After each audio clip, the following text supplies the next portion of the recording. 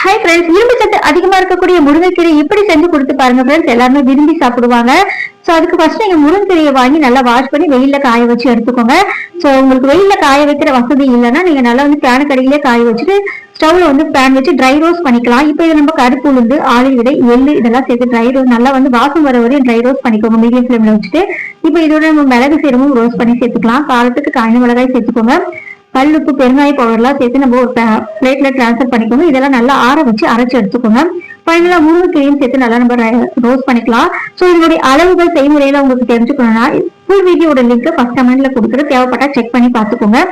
இப்ப இது stove on பண்ணி பேன் வச்சு கடுகு உளுத்தம் பருப்பு தாளிச்சதுக்கு அப்புறம் நம்ம ப்ரிப்பேர் பண்ணக்கூடிய ஒரு 2 ஸ்பூன் அளவு மட்டும் சேர்த்து கலந்துக்கிட்டீங்கன்னா போதும். ஸ்டவ் ஆஃப் பண்ணிட்டு தான் இந்த பொடியை நீங்க சேர்க்கணும், இல்லைன்னா வந்து கருகிடும். அவ்வளவுதான் ஃப்ரெண்ட்ஸ். இப்ப பாத்தீங்கன்னா சூப்பரான முருங்கைக்கீரை சாதம் ரெடி ஆயிடுச்சு. இட்லி பொடியாவும் யூஸ் பண்ணிக்கலாம்.